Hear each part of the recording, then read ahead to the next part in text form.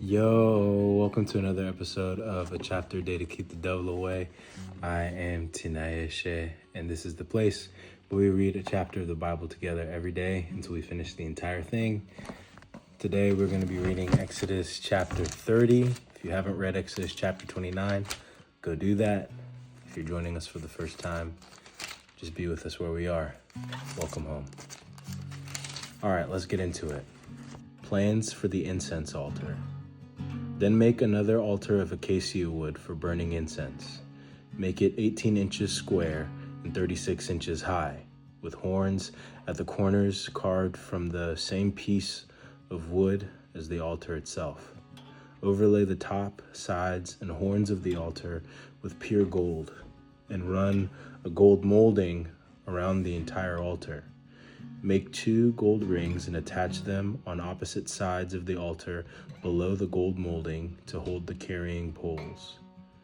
Make the poles of acacia wood and overlay them with gold. Place the incense altar just outside the inner curtain that shields the Ark of the Covenant in front of the Ark's cover, the place of atonement that covers the tablets inscribed with the terms of the covenant.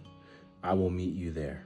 Every morning when Aaron maintains the lamps, he must burn fragrant incense on the altar, and each evening when he lights the lamps, he must again burn incense in the Lord's presence. This must be done from generation to generation. Do not offer any unholy incense on this altar, or any burnt offerings, grain offerings, or liquid offerings. Once a year, Aaron must purify the altar by smearing its horns with blood from the offering made to purify the people from their sin. This will be a regular annual event from generation to generation, for this is the Lord's most holy altar. Money for the tabernacle. Then the Lord said to Moses, "Whenever you take a census of the people of Israel, each man who is counted must pay a ransom for himself to the Lord. Then no plague will strike the people as you count them. Each person who is counted must give a small piece of silver as a sacred offering to the Lord. This payment is half a shekel, based on the sanctuary shekel, which equals 20 gerahs. All who have reached their 20th birthday must give this sacred offering to the Lord. When this offering is given to the Lord to purify your lives, making you right with him, the rich must not give more than the specified amount, and the poor must not give less. Receive this ransom money from the Israelites and use it for the care of the tabernacle. It will bring the Israelites to the Lord's attention, and it will purify your lives." Plans for the wash basin. Then the Lord said to Moses, "Make a bronze wash basin with a bronze stand. Place it between the tabernacle and the altar and fill it with water. Aaron and his sons will wash their hands and feet there.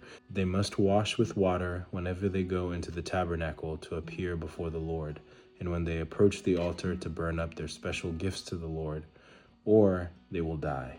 They must always wash their hands and feet, or they will die. This is a permanent law for Aaron and his descendants to be observed from generation to generation." The anointing oil. Then the Lord said to Moses, "Collect choice spices, 12.5 pounds of pure myrrh, 6.25 pounds of fragrant cinnamon, 6.25 pounds of fragrant calamus, and 12.5 pounds of cassia, as measured by the weight of the sanctuary shekel. Also get 1 gallon of olive oil. Like a skilled incense maker, blend these ingredients to make a holy anointing oil. Use this sacred oil to anoint the tabernacle, the Ark of the Covenant, the table and all its utensils, the lampstand and all its accessories, the incense altar, the altar of burnt offering and all its utensils, and the wash basin with its stand. Consecrate them to make them absolutely holy. After this, whatever touches them will also become holy. Anoint Aaron and his sons also, consecrating them to serve me as priests. And say to the people of Israel, 'This holy anointing oil is reserved for me from generation to generation. It must never be used to anoint anyone else, and you must never make any blend like it for yourselves. It is holy, and you must treat it as holy. Anyone who makes a blend like it or anoints someone other than the priest will be cut off from the community. The incense. Then the Lord said to Moses, gather fragrant spices, resin droplets, mollusk shell, and galbanum, and mix these fragrant spices with pure frankincense, weighed out in equal amounts. Using the usual techniques of the incense maker, blend the spices together and sprinkle them with salt to produce a pure and holy incense. Grind some of the mixture into a very fine powder and put it in front of the Ark of the Covenant, where I will meet with you in the tabernacle. You must treat this incense as most holy.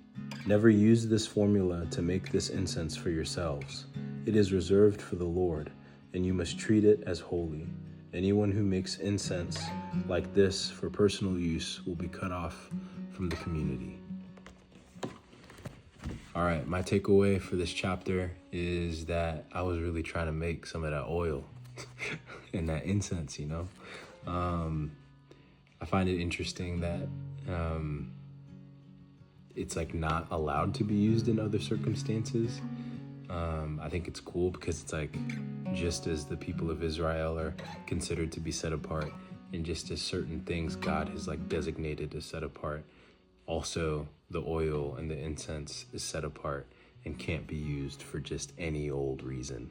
And so I think that's cool. I also think that it's cool that God like has an aroma or a fragrance that he like prefers, that he wants to be used in a specific way, or that there's an oil that he kind of takes favor upon. That's just an interesting concept to me, that like he also has preference and taste in terms of like interest. Again, pointing to the intentionality of God, pointing to the intentionality of all the things that he's done. Going back to the other chapter, the intentionality and the rigid rules and procedures, primarily because he just wants to commune and tabernacle among the people, to dwell with them. But also he has taste and preference, which I think is just a really interesting thought. So I hope that this chapter was enjoyable for you. I hope that you're learning something new about God and his intentionality, and that there's somehow meaning behind all of the procedures.